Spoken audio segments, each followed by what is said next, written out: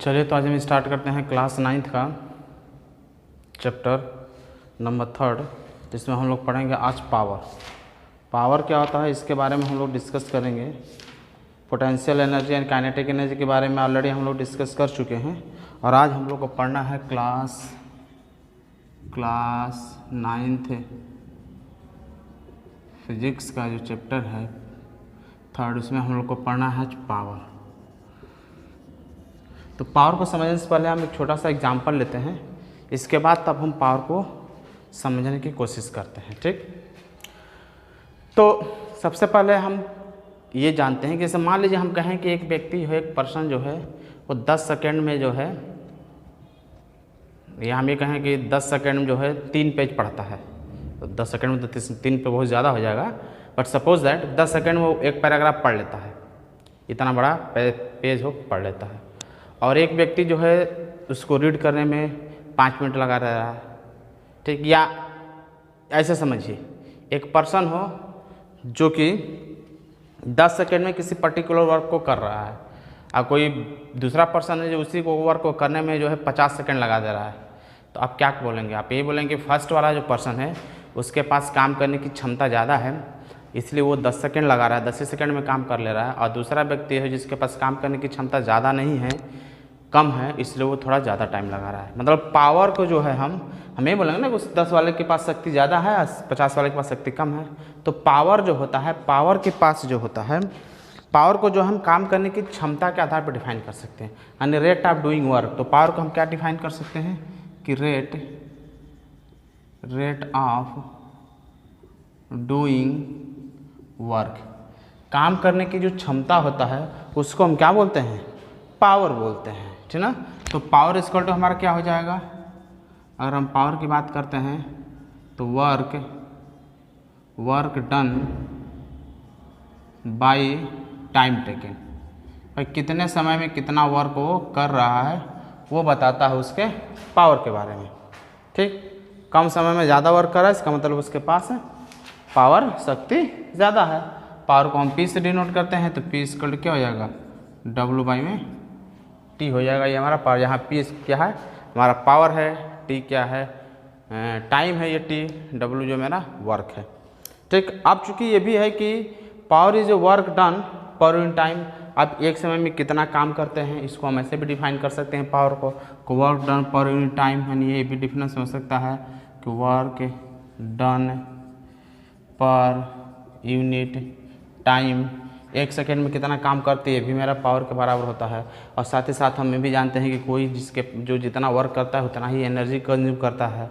तो हम एनर्जी के टर्म में अगर पावर को डिफाइन करना चाहें तो हम ये कह सकते हैं कि पावर इज वर्क या energy consume per unit time. ठीक ना? Rate at which energy consume, हम ये भी कह सकते हैं rate at which energy consume. तो पावर को डिफाइन कर सकते हैं एक फार्मूला से, एक डेफिनेशन के rate at which energy consumed, वो रेट जिस पर क्या होता है? एनर्जी कंज्यूम होता है, उसको हम क्या बोलते हैं? पावर बोलते हैं। ठीक ना? तो हम पावर के डेफिनेशन में हम यहाँ पर सकते वर्क डन बराबर, तो पावर इक्वल टू क्या हो जाएगा मेरा? पावर इक्वल टू हो जाएगा एनर्जी कंज्यूम्ड बाय में टाइम, यानी कितने समय में वो एनर्जी कंज्यूम कर रहा है वो हमारा पावर को बता देगा। ठीक ना? तो चूँकि यहाँ पर एनर्जी कंज्यूम को हम ई से डिनोट करते हैं, इसलिए P इक्वल टू क्या हो जाएगा मेरा? E बाई में T हो जाएगा।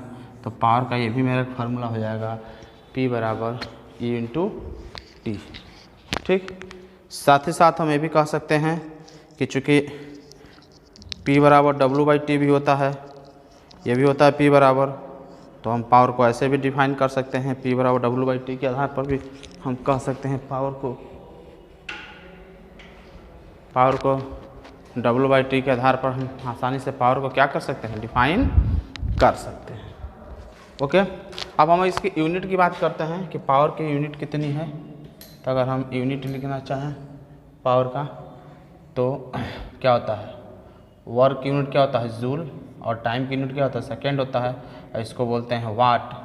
तो जो जूल और सेकेंड जो होगा मेरा 1 वाट के बराबर होता है, इसलिए 1 वाट जो होता है, वाट जो होता है क्या हो जाएगा, पावर की यूनिट हो जाती है। 1 वाट को डिफाइन करना हो तो हम यहाँ से डिफाइन कर सकते हैं कि if 1 joule work is done in 1 second then the power is called the 1 watt. उस समय जो पावर होता है उसको हम क्या बोलते हैं, 1 वाट के बराबर होता है। अगर किसी बॉडी के द्वारा 1 सेकेंड में 1 जूल वर्क किया जाता है तो उस बॉडी की जो शक्ति होगी, पावर होगी, क्या होगी, हमारा 1 जूल के बराबर होता है। 1 किलो वाट की अगर हम बात करते हैं, 1 किलो अगर हम वाट की बात करते हैं तो 1000 वाट होता है। हम लिख देते हैं 1 किलो वाट इक्वल टू 1000 वाट होता है। ठीक, मेगावाट में भी हम इसको डिफाइन कर सकते हैं। 1 मेगावाट, 1 मेगावाट इक्वल टू इतना वाट होता है। ठीक, यानी 1 मेगावाट इक्वल टू 10⁶ वाट। तो हम इसे भी याद रखेंगे क्योंकि न्यूमेरिकल प्रॉब्लम में इसकी भी ज़रूरत पड़ जाती है। तो 1 मेगावाट बराबर इतना होता है। ठीक, एक और जो है रिलेशन आपको दिखाया जाता है, 1 हॉर्स पावर 746 वाट होता है। 1 हॉर्स पावर यानी 1 HP equal to 1 horse power की बात करते हैं, यानी 1 HP की बात करते हैं तो 1 हॉर्स 1 HP इक्वल टू आपका हो जाता है 1 हॉर्स पावर। इधर नहीं दिख रहा है तो इधर लिख देते हैं हम, यहाँ पर 1 हॉर्स पावर इधर दिख रहा है, चलिए इधर ही लिख देते हैं 1 horse power 746 watt. 1 horse power equal to 746 watt आपका हो जाता है। ठीक, आगे हम बात करते हैं 746 वाट हमारा हो जाएगा। ठीक, इसको हम ऐसे भी लिख सकते हैं 1 हॉर्स पावर इक्वल टू 746 वाट। तो ये भी रिलेशन हमें याद करने की ज़रूरत है क्योंकि इसकी भी ज़रूरत पड़ जाती है। ठीक, तो चलते हैं हम एक क्वेश्चन सॉल्व करते हैं इस पर। क्वेश्चन आपका है a body does, question number लिखते हैं, क्वेश्चन लिखते हैं a body do 20 joule work in 5 second watt. तो अगर 20 जूल वर्क कर रहा है तो what is its power, what is its power, इसका पावर क्या होगा। तो चूँकि हम जानते हैं इसमें क्या क्या दिया है, आपको दे रखा है वर्क कितना है, यानी W की वैल्यू आपको दे रखा है 20 जूल, 20 जूल आपको दे रखा है। ठीक, और टाइम आपको दे रखा है 5 सेकेंड। ठीक ना, तो पावर बराबर क्या होता है, वर्क, हम पावर की बात करते हैं तो पावर P इक्वल टू क्या होता है, वर्क डन, यानी W बाई में टाइम क्या होगा, T।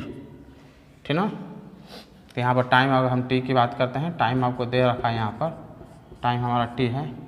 तो वर्क कितना है, वर्क डन कितना है जूल, और टाइम कितना है 5 सेकेंड, तो हो जाएगा 4 वाट क्या हो जाएगा, इसका पावर हो जाएगा।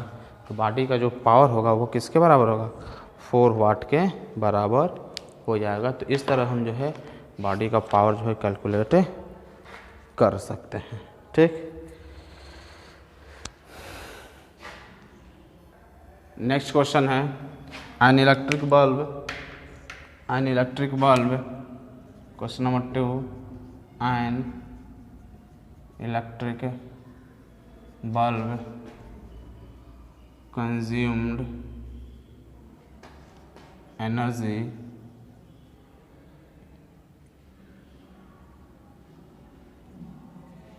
एनर्जी 7.2 किलो जूल जो है एनर्जी जो कंज्यूम कर रहा है, ये जो एनर्जी कंज्यूम कर रहा है electric bulb consume consume 7.2 kilo joule energy, 7.2 kilo joule energy in 2 minute, in 2 minutes. Calculate its power, इसका पावर क्या होगा आपको कैलकुलेट करना है। तो यहाँ पर कितना दे रखा है, एनर्जी कंज्यूम कितना दिया है, एनर्जी कंज्यूम्ड की बात करते हैं तो 7.2 किलो जूल होगा। 1 किलो जूल में क्या होता है, 1000 जूल होता है, आपको पता है। तो 72000 यानी इतना जूल एनर्जी हो जाएगा। टाइम कितना दिया है, टी इक्वल टू दिया है 2 मिनट, 2 मिनट यानी कितना होगा 2 × 60, 1 मिनट में 7 सेकेंड होता है, यानी 120 सेकेंड जो होगा क्या होगा इसका टाइम हो जाएगा। तो पावर इक्वल टू क्या होता है, पावर इक्वल टू होता है एनर्जी कंज्यूम्ड बाई में टाइम। तो एनर्जी कितना कंज्यूम कर रहा है, 7200/60 कट जाएगा, कितना होगा यानी 120 वाट जो होगा क्या हो जाएगा, इसका पावर हो जाएगा। ठीक, अच्छा यहाँ पर जो है टाइम टेकन 120, 60 नहीं है 20 है, तो 20 जब लिखेंगे तो इसकी वैल्यू दूसरी आ जाएगी, ये कट जाएगा, हाँ 60 वाट क्या होगा इसका पावर हो जाएगा। ठीक, तो इस तरह जो हम इसका पावर क्या करते हैं कैलकुलेट कर सकते हैं। There of power. और नेक्स्ट वीडियो में जो फिर नेक्स्ट टॉपिक के साथ मिलेंगे। इस वीडियो में बस इतना ही। Thanks for watching video.